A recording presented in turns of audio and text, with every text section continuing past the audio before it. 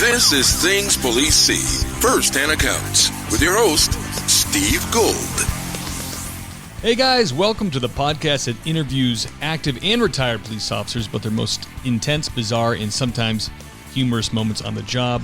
I am Steve Gould. Thank you for joining us, ladies and gentlemen. This is episode number 54, I believe. Before we get started, I just want to take a moment to thank everybody. Thank you so much for the all the 5-star reviews. Thank you so much for the donations. That really helps a lot, just to pay the little expenses that come with running a podcast. And we're just getting a lot of great feedback, a lot of great emails. I really appreciate that. Just so you know, I've said this before in the past, but we do have a couple different email addresses. The main one is steve@thingspolicesc.com, or you can get there through thingspolicec.com website. You can contact us that way. If you send something and I haven't responded, it has like an overly aggressive filter, and a lot of times it gets sent into junk, so I kind of have to go in there and cull those out once in a while. So just be patient. I will respond, I promise, and I appreciate all the messages we've been getting. Without further ado, I want to bring on our guest for today, Gary Steiner. Gary started his police career in the mid-1970s, and he went all the way through to 2008, so it's 30-plus years being a police officer for Santa Monica Police Department. So he was patrol, he did detectives, and he retired, I believe, a sergeant. And he's also court-recognized expert on confession evidence, which I think is pretty interesting. So excited to have Gary on. Santa Monica, the city, is insane to me anyways. I've been there a handful of times with my family, and it just seems like it's like a nonstop party, and seems like it would be probably fun, and also could get annoying to police after a while. I don't know. It just seems like a lot of drunk party goers all the time. So, all right, let me dial in Gary.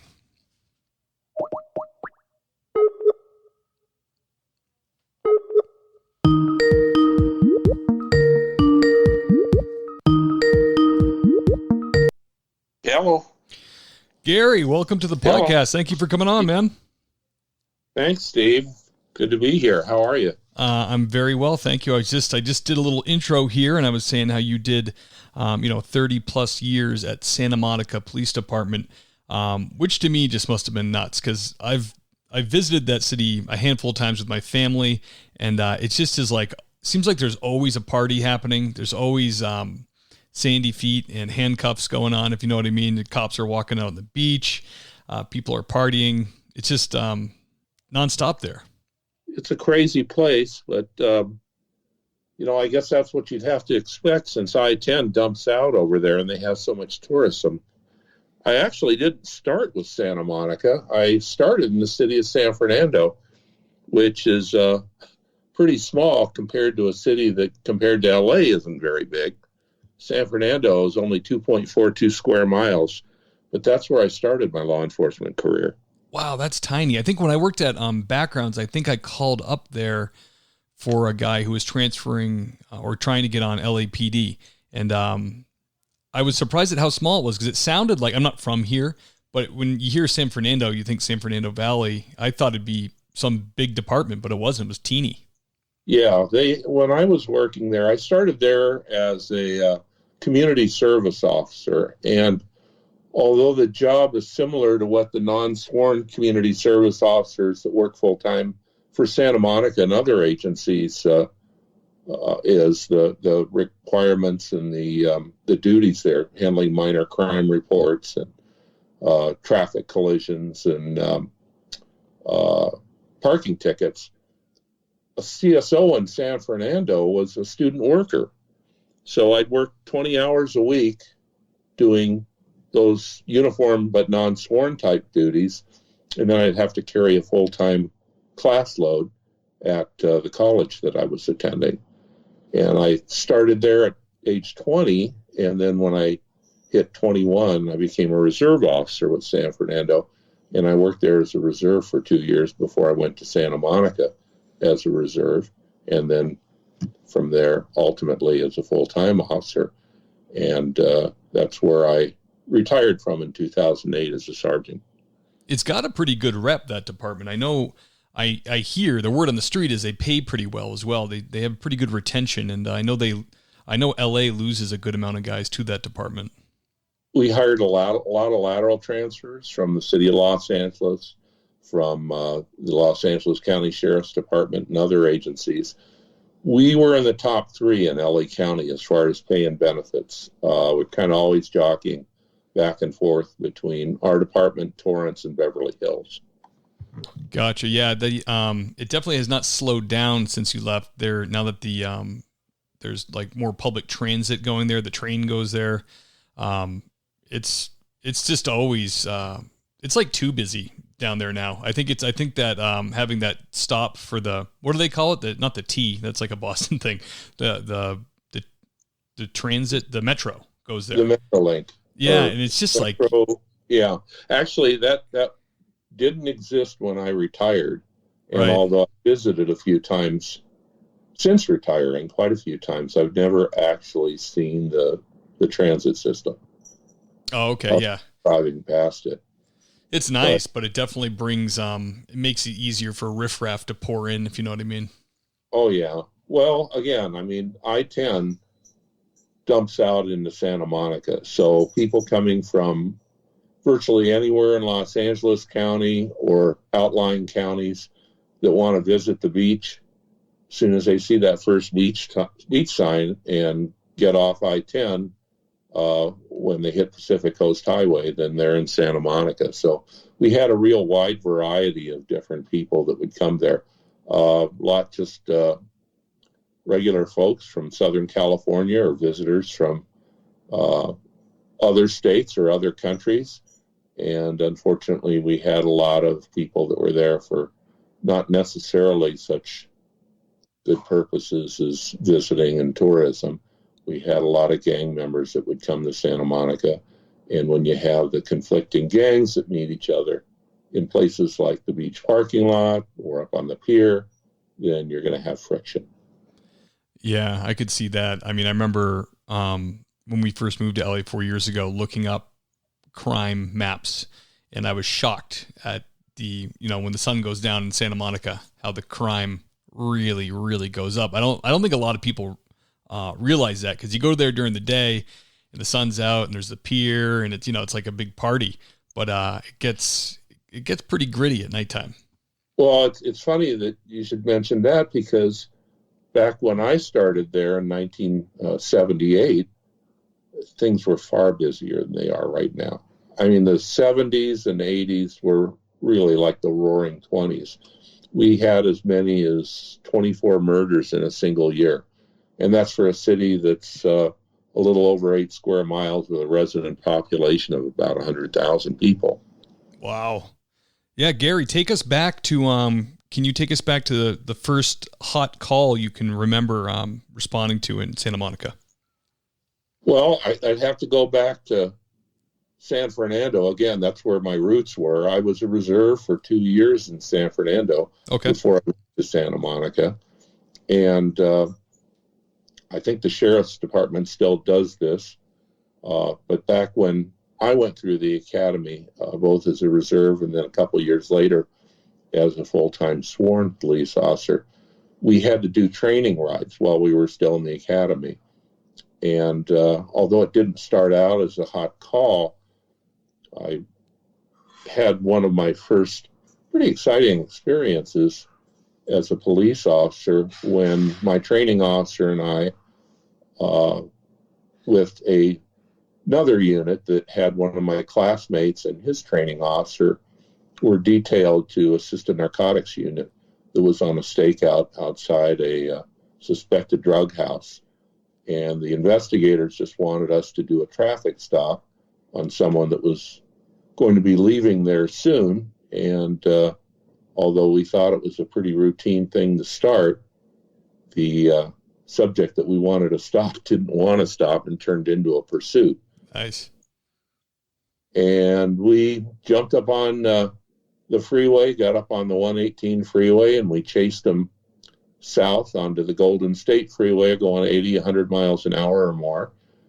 And you got to remember that things were very different back in the 70s. If you can believe it, San Fernando at the time, they did not have a written pursuit policy.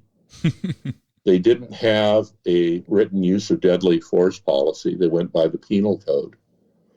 Back then, they didn't have pit maneuver. What they did was they rammed people if they didn't stop. And in this case, we chased this guy. I was in the secondary unit calling out the pursuit, and my classmate was the passenger in the primary vehicle in the pursuit. They chased him south onto Scott Road and went through an industrial area of Burbank that bordered on Glendale, pulled the car up alongside the suspect vehicle. My classmate stuck the 12-gauge shotgun out the window, and he shot the tires off the car. Oh, man. You don't see that much these days. No.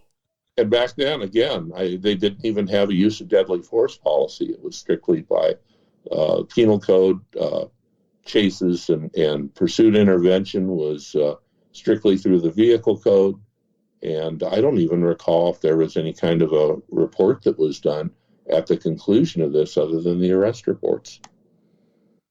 Wow. So, I mean, you blow the tires out, then what? Well, eventually he figured he's going to have to stop. He's not going to be able to keep speeding.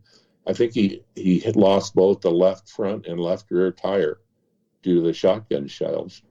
And we had by then an LAPD air unit that was on the scene. And we did a typical felony stop, got the guy out and in custody. And it was a pretty common occurrence back then. Things were pretty crazy back in the 70s and 80s. I like it. It's just like a brute show of force. You know what I mean? Now you said clear this up for me. Your classmate shot the tires. Were there three of you in this car, or was this a different car? No, he was in the primary vehicle. Oh, okay. I was in the secondary vehicle behind their car calling the pursuit out on the radio. Wow. That's awesome. And I'm sure they, once they weren't rolling anymore after having your tire shot up by a shotgun, you're probably not going to give too much resistance. No, he went along with the program, and it was pretty routine after that point. But it's a pretty exciting thing. You've got 1 million cop cars. You've got the air unit overhead with a spotlight on.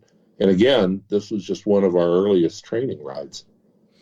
Wow. And for you, I mean, I'm sure your heart was pounding at that point. Your eyes were like tea saucers. Did this cement it for you? Did this kind of call where you're like, this is exciting, this is what I want to do?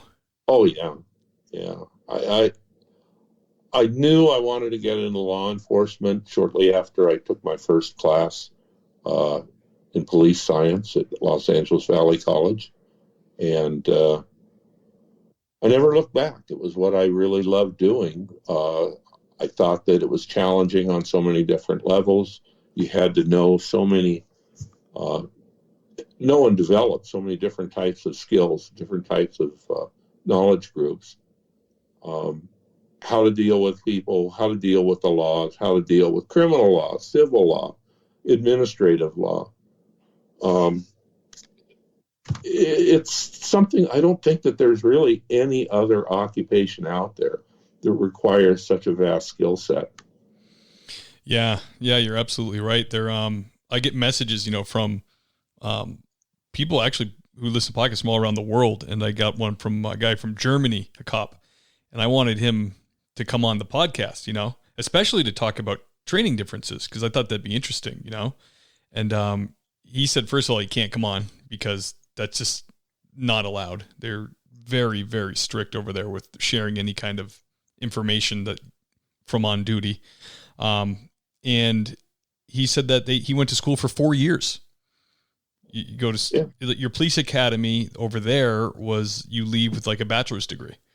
I was like, right. Oh my good. I mean, I guess you can pull that off in Germany because it's tiny over there, but, well, it's very common in Europe to, go through that type of training.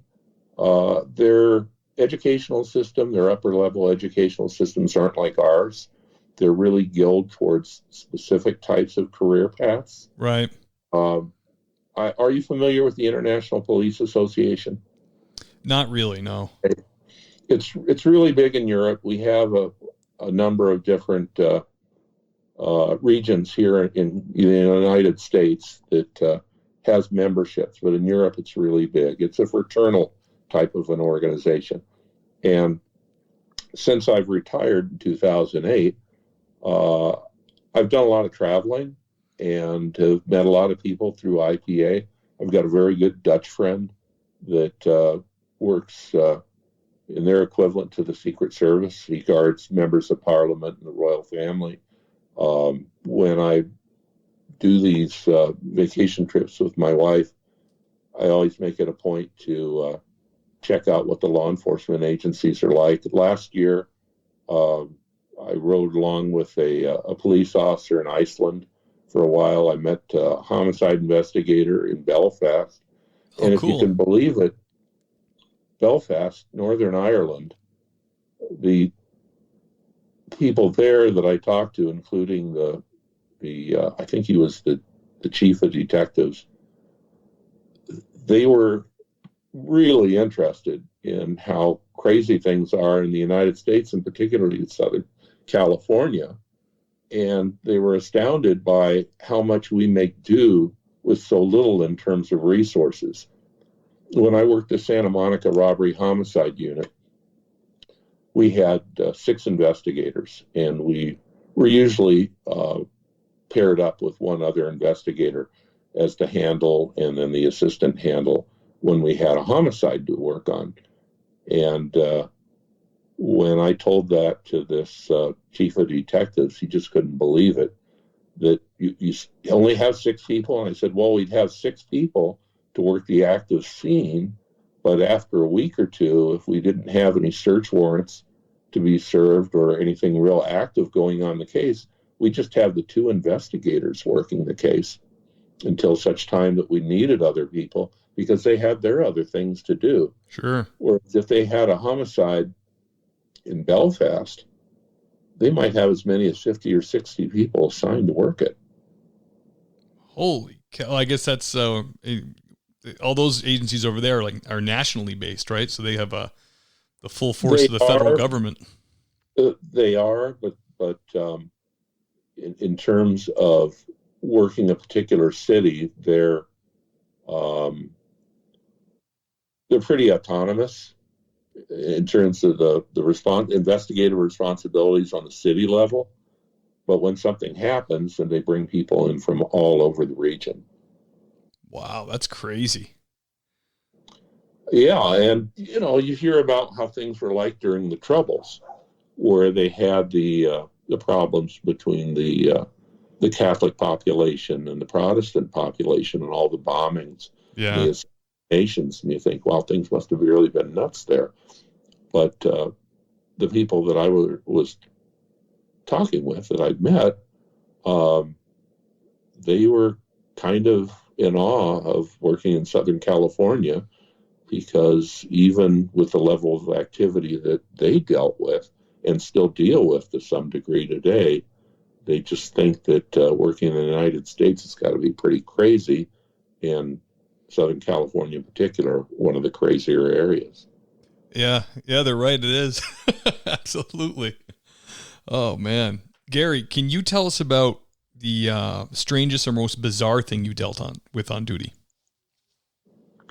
You got a lot of weird experiences just being out there and doing things. But I did have an incident that has always really stuck with me. Rather early in my career, I kind of got into the area of behavioral analysis-based interview interrogation. I started doing it as a patrol officer after attending a homicide for a patrol officer class that was put on down in San Diego, where we had a full day of training, an overview put on by John Reed and Associates. So after getting really involved in that subject matter, I went to a number of courses on behavioral analysis and using that in order to get people to give you credible information, not just to scare people into telling you what you want to hear. And I was working detectives. This is before I went to robbery homicide. I was actually working the unit that handled auto thefts, and it was called the auto desk because we would also handle things like hit and run investigations. And I had a felony hit and run manslaughter case where late at night there was a homeless man that was crossing an intersection in a crosswalk, and one car in the number one lane had stopped to let him pass by. And as the pedestrian walked past the front of the car into the number two lane, somebody had passed the stopped car and slams into this guy with so much force it knocked a leg off his body. Oh. And the driver pulled over. The people in the other car, seeing him continuing through the intersection but then pulling over, drove over to him, thinking that they were going to stand by with him until police and fire department showed up. And while they were standing there before they called for help, another car is driving down the road. It didn't see the subject lying down the road. It drove over him. Oh. And the driver of the first car cried out, said something about, "I can't take this," jumped in his car, and he drove off and left the scene. And because of that, it became a felony hit and run. The subject was pronounced dead, I think, as soon as the paramedics arrived. I got called in from home to investigate it. And I just finished an advanced course on behavioral analysis-based interrogation where we had some training on what's called a cognitive interview. And it isn't hypnosis, but you try to put the person that you're questioning, the witness or the victim that you're questioning, into a relaxed state, just to kind of calm them down. You have them close your eyes and tell you about things that they had seen, kind of a free-form method where you're just letting them talk and you're interrupting them as little as possible. Interesting. So you actually tell them to close their eyes, Gary? Oh, yeah. Okay, yeah. Interesting. And you'll have them put themselves in a position other than where they first were, like maybe as if they're floating overhead, or if they're at a different place in the intersection than where they saw this. And maybe you'll even have them recite what occurred from the end of the incident to back to the beginning of the incident. And I got some good information from both of them, but one of the subjects in particular was able to give me a license plate, 5 out of 7 digits on the license plate, the numbers and letters. I don't recall which of the two were missing, but he was very specific about the order, and it was a good lead. Yeah. And I worked this until quite late and went home to get some sleep to come back and work on it some more in the morning. And when I returned, a little later in the day, about noon, I got a phone call from the suspect's attorney. And the attorney told me that his client had contacted him, said that he had been in some sort of a collision the night before, that he thinks he may have hit someone, that he left the scene and he left his vehicle, but he felt bad about what he wanted to do and he wanted to turn himself in now. Well, this is over 12 hours after the incident. So obviously if this guy had a blood alcohol level and the collision happened sometime after 2 a.m. and the bars had closed, if he'd been drinking that night, it was going to be pretty rough to show how much he'd had to drink by the time he came in with his lawyer, which was in the afternoon. Right. But he came in, he gave me a statement. He acted remorseful, and I'm going to say acted because actually he was an actor. He had just gotten into acting as a paying job, and he had hoped that he would replace the work that he'd been doing up until then, which was he was a sports book. And you probably know who this guy is, and he's dead now. I don't know if I can mention his name or not since he's dead. Oh, he's dead? You can mention it, right? What's the worst that could happen? His name was Joe Vitarelli. And if you ever saw the movie Analyze This or Analyze That with Al Pacino, yeah, he played Jelly, Al Pacino's number one henchman. Oh, wow. And you look at him, he's got a real puffy face, huge red nose. He was also in a movie with Tom Cruise, I think it was called The Client, where, again, he played a gangster. And a little off the subject, but I got to tell you, I got really upset at the disposition of this thing because although he was supposed to have done a year in custody as part of the ultimate plea, they dragged this thing out because of this movie role that he had with Tom Cruise. And I listened as he was being interviewed on a radio show where he was told what a great actor he was because he sounded so much like and looked so much, acted so well as being a gangster. And he was asked by the host of the radio show, "Hey, Joe, have you ever really killed anyone?" And Joe just kind of, no. And actually he had. Yeah. Anyhow. At least he didn't go, yeah, I did. Yeah. At least he wasn't happy about it. He passed away due to natural causes some years ago, which is why I don't feel uncomfortable talking about him now. Oh, I just looked him up, Gary. He also was, people might know him as the father in the movie Shallow Hal. So he was in that too. Yeah, I don't think I saw that movie. Very recognizable face. He was in The Client. He was with, trying to remember his name. He's a character actor that plays gangsters a lot. That was supposed to be his partner in the movie, and it'd probably come to me. Anyhow, what was so strange about this is I interviewed him for an hour, 2 hours, and he told me where the car was. I had a unit drive down to Venice where he left it, and there was still physical evidence on the car indicating that was the car that was used in the traffic incident. The license plates didn't match up at all with the plate information that I'd gotten from the witness. And I thought it was kind of strange, but things happen, right? And we had to book him, so of course I ran him for any kind of other warrants or wants that he may have had in the system for him, and he came up with a couple warrants for traffic violations.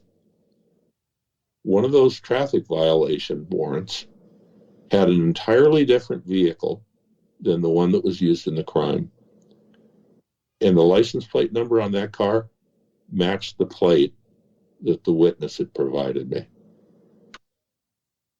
Interesting. So, I've thought about it a lot over the years, and the most sense that I can make out of it is that Joe at the time, like I said, he hadn't really gotten his big acting gig until this movie, The Client, came up. But what he was doing to make money was he was a sports book, and he would go from bar to bar collecting or paying off debts that his gambler clients had waged. And the two witnesses that were in the car that had stopped for the victim and that actually had the conversation with Mr. Vitarelli, both of them were active in AA. And it's speculation, but I was thinking maybe at some point in their drinking days before they got into AA, that they dealt with Joe in one of those local bars and had maybe seen him outside that car. And somewhere deep in the recesses of that one witness's mind, he remembered that plate. But it was a really strange thing to experience, because again, the car that was actually used in the hit and run, it didn't have that license plate number. The plates that belonged on it were there when we recovered the car. There was physical evidence that tied the car to the crime, and it's the only type of sense I can make out of it. How do you come up with 5 out of 7 numbers and letters? That's really, then have it match his other car. Were the cars similar looking at all? Very different, and the plates weren't similar at all. Wow. So it was a weird experience. I haven't had anything else like that come up when I was doing interviews and interrogations, and I've mentioned it to a couple other trainers that I've dealt with in that area, and I don't know. I don't know how it happened, but it was bizarre. But you have things like that do happen. I was doing a search warrant one time where the suspects were actually a whole family of Russian Armenians that were involved in professional auto theft, where they had members of the family that would steal the car, members of the family that would run the chop shop and would strip the car of components and then use those components to rebuild stripped salvage that was purchased. They'd have other members of the family then that would have the rebuilt car with the stolen parts registered in their name. And after a couple registration washes, they'd ultimately sell the car to innocent third-party purchasers. So they worked together as a family. And I learned that Russian Armenians can be pretty superstitious. Mm. And I was talking with one of these suspects in the garage while we were finishing up the search warrant, and I noticed a pair of dice that were sitting on a table, and I picked up the dice, and I said, well, let's throw them and see how you're going to do on this, because he seemed to be under the impression that he wasn't going to get any real jail time. I said, I'm betting on snake eyes for you, and he just kind of laughs, and I throw the dice down, and it came up a pair of ones. And he freaked out. He absolutely freaked out. It took me a little bit by surprise, but he ended up doing some time out of it. That's funny. Gary, can you tell us about your most intense or terrifying call you went on? Well, it's pretty easy to remember because I graduated from the Reserve Academy in April of 1977. And this was on one of my earliest rides in San Fernando in June of that year. And my partner and I had just gone in service. We were only a couple blocks away from the police station. In addition to the regular radio equipment that San Fernando PD had in their cars at the time, we had scanners, because the city of San Fernando was completely surrounded by the city of Los Angeles. So when incidents occurred in LA, there was always a good possibility that the suspect would be coming through San Fernando itself, either to return home or to get to some place on the other side of the city. A few years later, a friend of mine and co-worker, Dennis Webb, was actually murdered in the line of duty in San Fernando by a suspect that he stopped to investigate for an armed robbery that occurred in the Foothill Division of LAPD. Mm. And in this particular incident, we'd gone a few blocks when we heard the alert tone, the 3-beep alert tone, advising that there was a hot call coming out in West Valley Division of LAPD. And of course, when you hear the 3 beeps, your ears perk up. What's it going to be? And It was a shooting in progress call at my own home. Oh. I had a younger brother that was 17, and I had suspected that he'd been involved in narcotics usage. And I tried talking to him about it, and I talked to my dad about it. And several weeks after we'd had these conversations, my dad picked up the phone, and he overheard my brother talking with a friend of his about how he just scored 4 hits of LSD. He'd taken 2, and he planned on selling the other 2. And my father confronted him. They'd planned on going on a cross-country trip as part of my father's sabbatical. And my father had lost his temper. He'd told him how the trip was off. He couldn't see sitting in a car with a drug dealer. My brother said, "Are you done? You have anything else to say?" He said, "No." And my brother said, "Well, I'm going to bed." He went in the next room and he shot himself to death. Oh my goodness. You don't expect to hear something like that on the radio. No. And obviously it was real traumatic. And I got on the radio and had the San Fernando dispatcher call my home.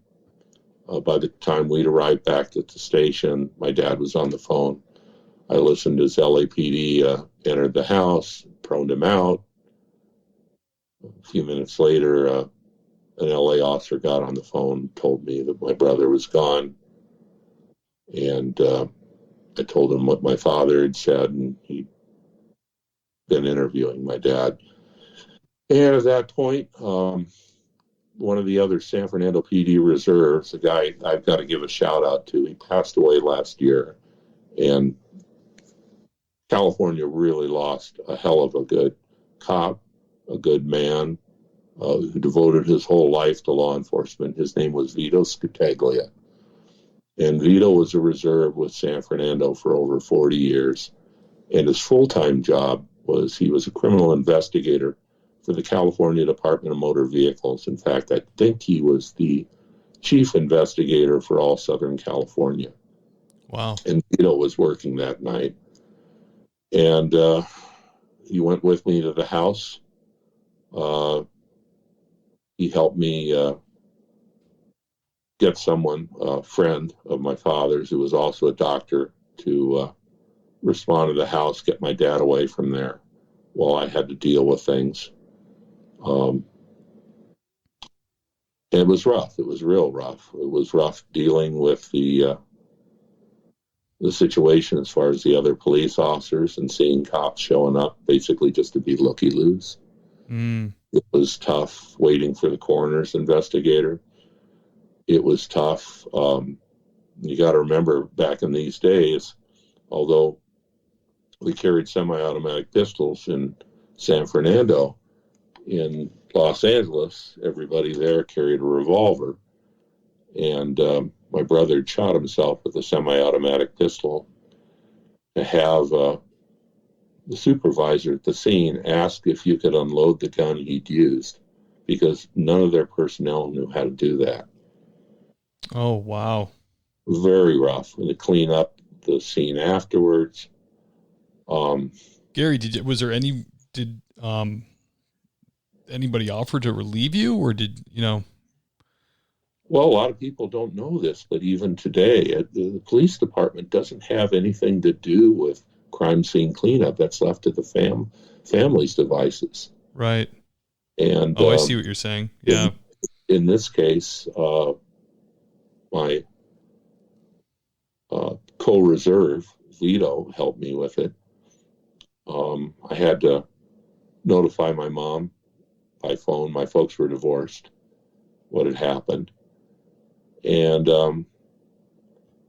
talked to my brother, who I have a younger brother that was much closer to my brother that was dead than I was, and he was involved in the same sort of groups that were using drugs, and I was pretty pissed off about that because I thought he had a big influence on what happened. it was tough. It was real tough, but I kind of made up my mind while this was going on that I wasn't going to let things get out of control. I was going to compartmentalize as best I could, but I was also going to try and learn something out of this that maybe could help me down the road.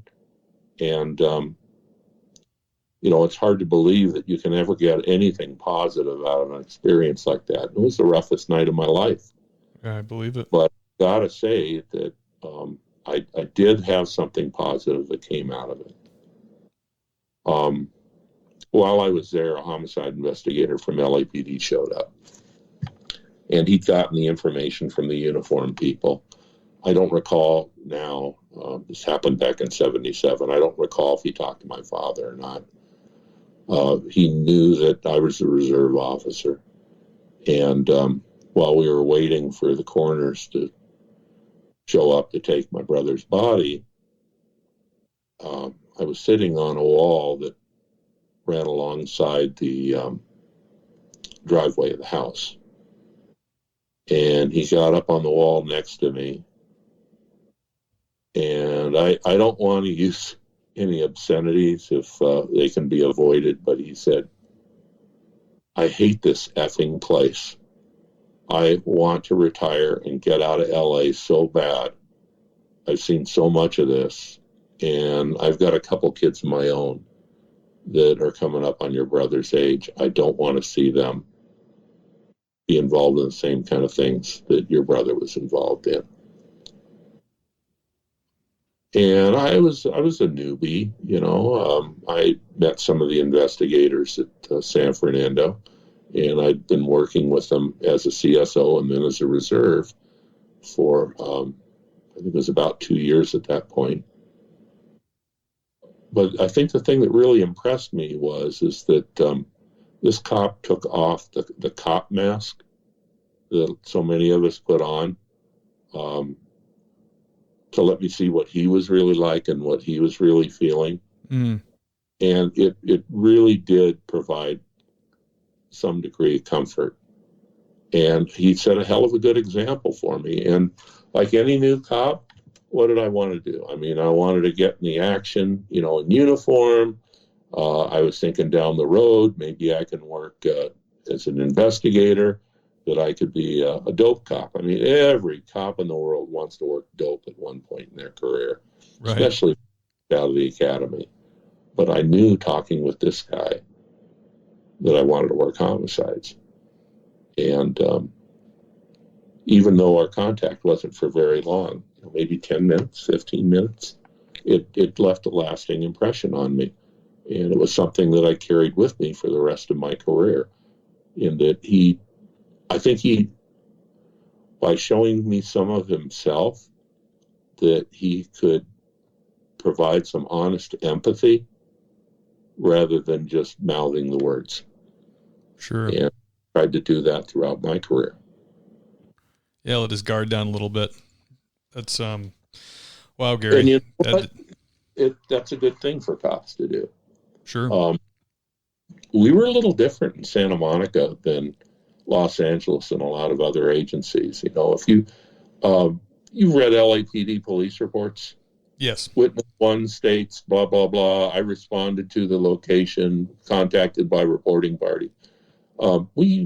Years before I started working in Santa Monica, we had a study that was done in Santa Monica by greater minds than mine that determined that if you write police reports in that stilted third-party type of a format, where you're referring to people that you know by name as suspect one or witness one or reporting party, that you're going to do the same thing when you get on the stand. And it alienates the jury from you. And I've seen that a lot over the years. So what we did was, when we wrote our police report, everything was in simple language, first-person narrative. I received a radio call to such and such address, and I met the reporting party, Joe Smith. Mr. Smith said this, Mr. Smith said that. I asked him this, he told me that. And when we got on the stand, we do the same thing. And it seems to make a big difference when you're addressing the court, when you're addressing people on calls, just as people. And I think that experience that I had in 77, that carried through with me in 78 when I went to Santa Monica as a reserve. And I think it made me more effective, not just because I wanted to get the facts, and I would be able to get more facts from people if I could get them to cooperate with me, but because I put people at ease that needed to be put at ease. It seems like death scenes. And believe me, I went to a lot of those. I worked over 6 years in a robbery homicide detail. And if you're familiar with working homicides, you know that you handle a lot of cases of suicides. And I'd learned that night who might have, probably did sell the drugs to my brother. And you have these, impulsive thoughts of going and doing something. But I wasn't an impulsive person. And again, what good would it do, to ruin your life as well as seeing your brother's life taken? Yeah, exactly. I tried to do something positive out of a really, really horrible experience. And I think that I did get something positive out of it. And when we go on a little bit more in our conversation, I think you'll understand when I tell you another story. Man, that is one. I mean, that's maybe the most intense / terrifying call I've heard. That's every cop's worst nightmare. The radio goes off and it's your address, and then to walk into something like you did. Holy cow, Gary. That's well, I'm glad it didn't dissuade you. I'm glad it had the opposite effect. I'm glad that you, at least, like you said, the silver lining, you spoke with that homicide detective and kind of solidified that that's the direction you wanted to go in. And then you went on from there to have a, 30 plus successful career. So, but wow. Well, and I'm sure you could say the same thing. All of us have bad experiences along with good. All of us do.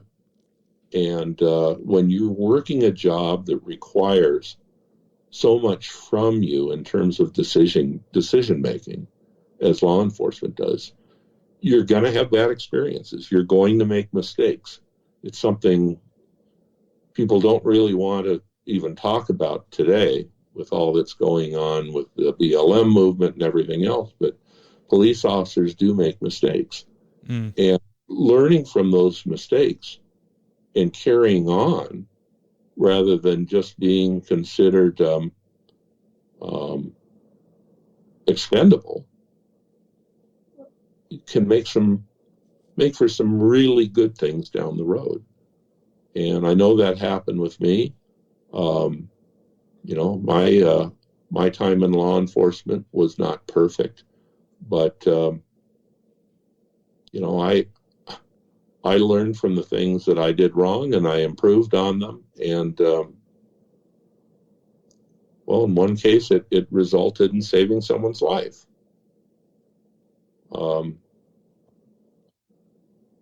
It's just the nature of living. People are not perfect. Right. Yeah, I think you're right. That's part of the danger with everybody with the idealistic ideas of how society should be, where it will never get to that. You can't force people to be that. Well, I'll tell you, it was an LAPD officer that said this to me in I think it was a class on issues involving race and bigotry and profiling and all the rest. And he said the biggest problem with law enforcement is a racial problem. We have to hire from the human race. Right. And he's right. He's right. And it doesn't matter what you're doing. We're not robots out there. And people are going to make mistakes. Hopefully they'll make a lot less mistakes than they will do the right things. But you show me someone that's perfect, and I'll show you a police manager that spent a minimum amount of time out in the field. Right. Absolutely. Gary, can you tell us about a positive, or dare I say, heartwarming experience on the job? Well, it's something that I just kind of hinted at before. It involved a suicide. I was working robbery homicide, and I had just been notified that I was promoting and going to patrol as a sergeant. We don't have what's it called, the Jacobs plan that LA has, where you can promote within your assignment in investigations. In Santa Monica, being a detective, while we get an additional pay step, we were still considered officers. And if we wanted to promote to sergeant or above, then that usually meant that after we took the civil service test and we did well enough and the chief picked us using the rule of three, then we'd end up going back to patrol as the junior sergeant, lousy days off, etc. Right. But I believe I'd just been notified that I'd done very well on the sergeant's test. And I'd been in robbery homicide for 6 years. And at this point, I think I was the senior officer in robbery homicide. There were a couple officers that were senior to me that had retired 6 months or a year previous to this. And a case that they'd had involved a young woman that had psychological problems, and she'd also had too much to drink, was on Main Street causing some sort of a disturbance when one of our officers had arrested her for being drunk in public. He brought her into the station. They booked her as usual. They asked her the typical questions regarding her physical and psychological history. I don't think that there was anything that was said that indicated that she was suffering from depression. But while she was in custody, she'd hung herself in her cell. And if you're familiar with in-custody deaths, they're a very big deal. Yeah. In this particular case, these two investigators handled it just like they would a homicide investigation. Everything was photographed. It was documented. Jailers were interviewed. She'd done this between jail checks, which we did quite regularly. And one of the tools that we had at Santa Monica PD, and I think most custody facilities have now, is we had video systems in the jail. And there was video recordings of the jail, not actually in the cell itself, but in the cell block area. And I wasn't involved in this investigation because, as I stated earlier, we would, when we had a homicide or a suspicious death that we investigated, we'd be working in pairs. And these two particular detectives were near retirement, and they were working together as a team when this incident occurred. And I can't speak for one of them. I know that the other one had told me he was kind of burnt out. He just wanted to, finish up his last few months, get out of there. There was, in addition to police management, we had people from risk management in the city that were involved in this. And there were a number of exchanges that were going on between representatives of city management and the mother of the decedent. And again, I was not involved in the investigation, but after these two detectives had retired, a phone call came in. And this is maybe a year after the incident. A phone call came into detectives by the mother, and she wanted to find out about getting her property released. And because I was the senior detective working at that time, That call was directed to me, and the first thing that I told her when I answered the phone and she told me who she was is I said I was very sorry for her loss. I said I could never imagine what it would be like for the parent to lose a child like that, but that I had lost a brother to suicide, and that I just wanted to tell her how bad I felt for her. And the phone was silent for a while, and then she spoke up. And she asked for my name again, and she said, Detective Steiner, she said, you're the first person from the police department that told me that they felt bad about my daughter's death. And I explained to her that we do compartmentalize our feelings. And it isn't because we want to be cruel, but sometimes it's very hard for us to want to let that mask of professionalism drop away for a while. And we spoke for a few minutes, and the reason that she called was she wanted her daughter's belongings back. And I said that I'd do what I could to get those things released to her. And I asked if there was anything else I could do, and she told me that she said she just wanted to have this all cleared up. She wanted to know what really occurred to her daughter. And I had some advantages, I think, over those other two detectives. I think that either after that they had retired or while they were there, but they didn't have the opportunity to go to the class, I attended a full 8-hour school on handling death notifications that was put on by the Los Angeles County Coroner's Office and representatives from Mothers Against Drunk Driving. And one of the things that I found very interesting, and I did apply it when I was working, was that people do the grieving process very differently. You or I might think it would be horrible to see the body of a loved one at a scene where things are real messy. Mm. But there's actually some family members that find comfort in that. And we were taught that you've got to do what the family member wants to do to the best of your ability to accommodate them in order for them to deal with grief in their own unique way. Right. So you're not pinning off the air and holding them back and keeping them from doing what, if that's their instinct, you know.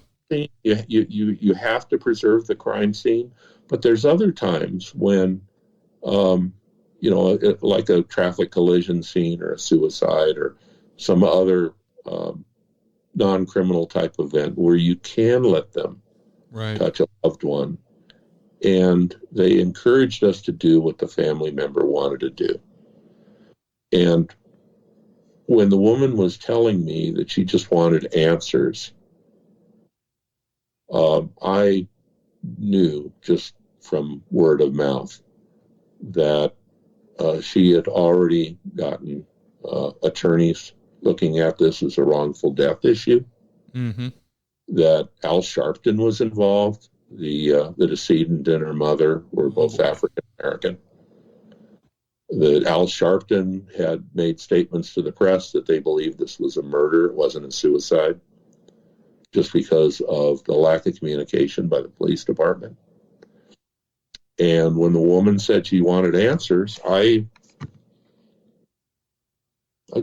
did something kind of independent, but that was something that Santa Monica PD encouraged its officers do to a pretty large degree, is to act independently. And I asked her if she had seen the videotape from the jail. And she said she hadn't even heard there was one. And I told her I didn't know what was on it, but I knew that we had a video system there, and that if that's what would bring her some comfort, I'd talk to my supervisors and risk management and see what we could do for her. And that's what I did. Not long after we'd had this exchange, I went to patrol, and several months later, I got a phone call in the watch commander's office, and it was the woman. And she called just to thank me for what I'd done for her, and to tell me that she had a meeting, I think it was with risk management, maybe the chief, and that they'd played the video, and that you could actually see her daughter's hands reaching out between the bars and tying the noose to the bars that she killed herself with. Mm. And she said that it put her mind at ease, that there wasn't anything being hidden from her, that there wasn't any foul play. She told Al Sharpton to get lost, and she'd fired her attorney. And she just wanted to thank me, and that was the only reason she called, was to thank me for the help I provided. And I was kind of choking up. Yeah. Yeah, she just wanted the truth. She wanted to see. That's all she wanted. That's all she wanted.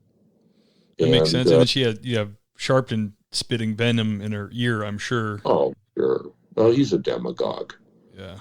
And he doesn't really care about her. He doesn't care about. Look, I'm just saying my own personal opinion here. I've never dealt with the guy. But from what I've seen, what I've read about the things that he's been involved with and done, I don't think he cares about these people he's dealing with. No. He's just using them for his own personal advancement and profit. But I felt real good that I brought some peace to that woman, and it didn't take a lot of effort on my part to do so. Absolutely. Absolutely, Gary. Gary, do you have any advice for officers coming on the job, or people who are candidates applying to be police officers? I do, and I hope I'm not going to take too long saying this, but I've got a life experience in this that I think really helps.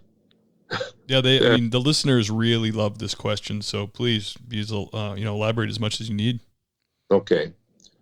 1977, I graduated from the Reserve Academy. We were in the middle of a recession. It was only a few years after the end of the Vietnam War, so you had a lot of vets. You had a lot of vets that decided they wanted to become cops, and I was not a vet. I was relatively young. The way that I saw as being the path to becoming a full-time cop was to become a reserve officer, where I had the same basic training, but the hours that I put in, and I worked at least 10 and usually 20 hours a week, I did it for nothing. I didn't get paid at all. I think when I went to Santa Monica as a reserve in 78, we were supposed to get $1 a year, but I don't think I ever even got that. And I looked at it as an investment in my future, just like I'd looked at getting my college education in administration of justice as being an investment. And something happened in 77, early 78, that was a real setback for me. And that was I'd taken a test called the Port Test, where you had a written exam and an oral board, and the results of the eligibility list were then utilized by something like 8 different Southern California law enforcement agencies. Inglewood, Manhattan Beach, Redondo Beach, Beverly Hills, Torrance, Gardena, Redondo. Did I say Redondo Beach? Anyhow, there's a number of different law enforcement agencies. I think there were around 3,000 people that took the 2 tests, and I came out number 24. And I thought, wow, this is going to be my end. I'm gonna get hired off this list. And one of those agencies was Culver City, and they, along with 2 or 3 other departments, were really rushing to get me processed using their people for physical, background investigation, psych, police, things like that. And I went in for the physical for Culver City, and they took x-rays of my back as part of that process. And the doctor gave me a note, says, bring this to your background investigator, good luck. I gave it to my background investigator, and the background investigator informed me that I had an asymptomatic condition called spondylolisthesis, which basically means you have one vertebrae that's slightly off from the rest. And I didn't know much about it at the time, but I went and saw a number of specialists. And I was assured that unless you'd had problems with your back, statistically, there really wasn't any greater probability that you could sustain injury that would end a career by having this condition ahead of time than if you didn't have it. That it was usually trauma that caused back problems to police officers that led to retirement, premature retirements. Well, sounds great to listen to it from the doctor's standpoint, but all those agencies that I'd applied for and that I'd done so well in the testing process for were now closing their doors. Oof. And, even San Fernando, when I tested to go full-time with them, they responded that they just didn't want to take a chance and hire me when they could take a look at somebody else that had as good or better qualifications than me, but didn't have this back issue. So I was striking out all over the place. And when I went through the academy, the Sheriff's Academy as a reserve, in addition to people from San Fernando and LASD, there were a lot of people that were attending in our class for other agencies, including, I think it was about 10 from Santa Monica. And one of my classmates from Santa Monica and I were good friends. And he said, you know what? You got to try to come over to Santa Monica PD. He says, the only people we hire are people we know. People that have come on the department in a civilian capacity, like our cadets, people that were explorers, people that were reserves especially. So we've had an opportunity to see how they do. And our doctors don't believe that this situation that you've got should be disqualifying because they don't even take back x-rays in Santa Monica. So after being rejected by a number of departments, I applied to lateral over to Santa Monica PD as a reserve officer. And the chief at the time, a guy by the name of George Tills, was very forward-thinking. He'd done a number of things to make Santa Monica a more desirable place to work. I went in and had an interview with him after my background investigation was completed. And Chief Tills said, Gary, if you can do the job as a reserve, I'll hire you as a regular. The doctors say you're okay as a reserve. It's exactly the same qualifications we use for full-time. So I lateraled over as a reserve police officer in October of 1978. Before I'd had 6 months on the job, well, actually, I was a little over 6 months on the job. In July of 1979, I was actually hired full-time by another agency. The Los Angeles Community College District had its own police department, but what they call a special law enforcement provider like this. You're not a peace officer 24 hours a day. You're only a peace officer during the 8 hours a day that you're working. And when they told me that they were going to hire me as a police officer in the college police, I asked if it would be okay if I continued being a reserve in Santa Monica, and they said I could. So I went through the academy a second time, this time for the college district. And after I graduated from the academy, I continued working as a reserve for Santa Monica in my off-duty hours. Excuse me just a second. Sure. So I gave the college district a shot, but I knew that this was not the kind of law enforcement job I wanted. I wanted to work full-time in Santa Monica. And after working full-time for the college district for a year, I became post-certified, and I applied to lateral over to Santa Monica PD as a full-time officer from the college district. And what was nice about that was that I had the same retirement system with the college police as I would with Santa Monica, and that's CalPERS. Well, all looked well and good. I was told by my background investigator in Santa Monica that they knew about the back situation. It wasn't going to be an issue. That my background investigation, everything looked good on it, and it was just a matter of getting approval from the chief. But it wasn't the same chief. Chief Tilch had gone to, what's the name of the city? We're just Anaheim PD. And the new chief had come up from the ranks.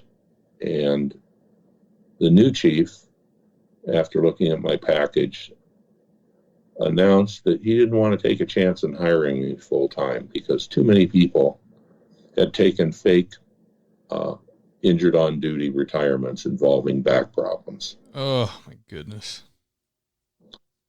So that was 1980.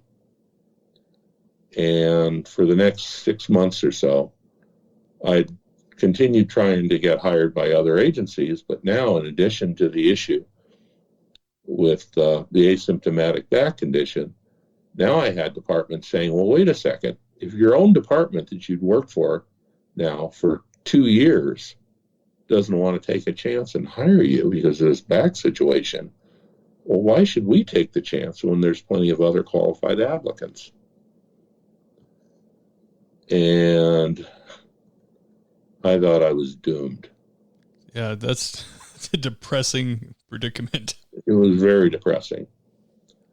And then one afternoon, I got a phone call. And I got to give a shout out now, okay? Mm-hmm. By a new sergeant by the name of John Mealy. And John Mealy was working our personnel and training section. And he put his job on the line for me. And what he said was, Gary, he says, I know what you've been doing since you came over here as a reserve and what you did before that. Other people here have seen the kind of work you do, and we want to see you get hired. He says, you didn't get this from me, okay? He says, but I want you to look into Title II of the California Administrative Code, specifically regarding handicapped persons.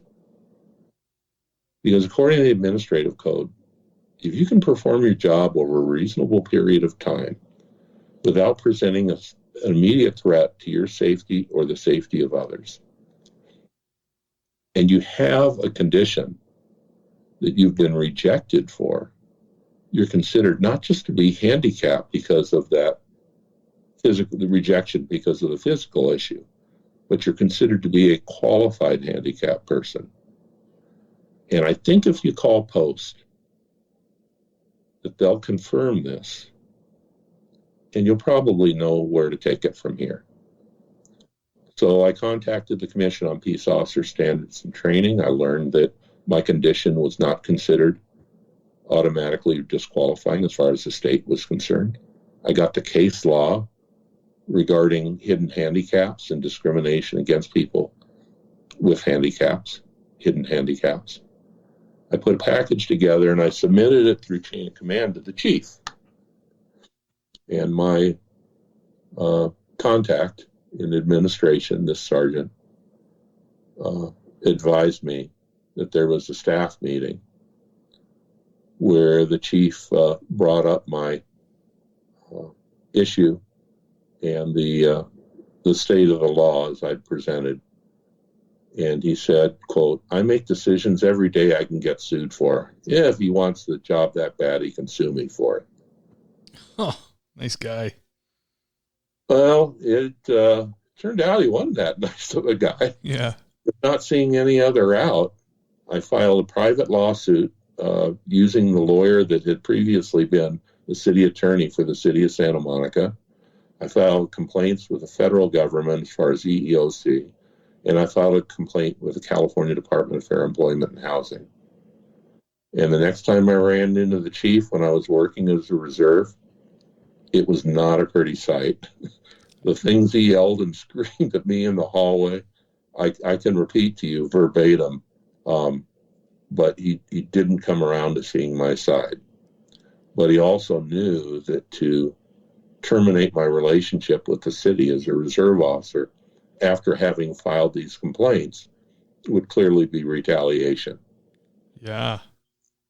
For the next 3 years, I did that job for free for at least 2 days a week, 10 hours a day, on top of my 40-hour plus work week for the college police.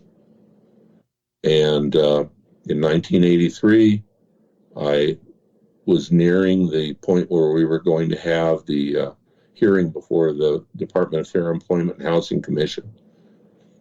And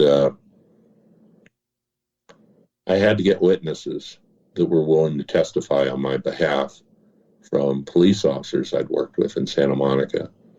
And I had a list of over 30 people from the rank of officer all the way through lieutenant that were willing to testify on my behalf and against the city. Wow. And ultimately, I think it was May 23rd of 1983, they gave me the job.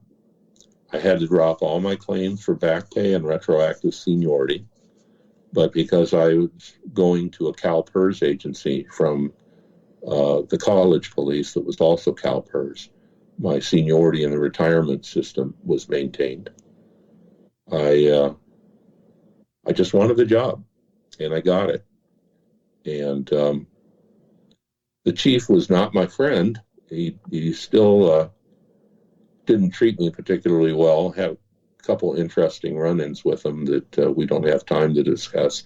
But in any case, I worked the next 8 years hoping that I would eventually be able to prove myself worthy of going into the detectives. And 6 months after he retired, and we got a new chief, James Putz from Inglewood, I found myself in detectives as an auto theft investigator. And I worked at Santa Monica for a total of 25 years full-time, on top of the little more than 5 years I'd been in reserve. And had a very rewarding and enjoyable career with a lot of very interesting experiences. Wow. So, again, going back to your initial question about advice to new police officer candidates, if this job is really for you, then you don't quit. You don't ever quit.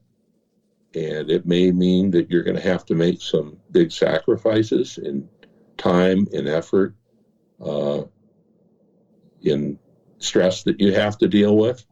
And you may have to change some directions in terms of how you're going to get that job or where you're going to be working. But if it means that much to you, if you have a passion for the job, then I say you follow it. And that attitude about never quitting, it's as important on the street in terms of survival and doing the right thing, and especially with the things that cops are dealing with today, as it is in getting the job in the first place. Absolutely. Perseverance. That's amazing. Wow. Awesome, Gary. I really appreciate coming on the show and sharing these stories with us, man. I'm going to have to have you back on though, because I know you got more. I know one in particular I want to hear. I think people absolutely love, but are you open to that idea? Absolutely. Absolutely. I'm looking at it not just as telling war stories, which I always loved to hear when I was coming into the job, but it isn't just entertainment value. I think that there's a lot of education you can get, just the experiential aspects of it. And yeah, sure, I'd love to come back.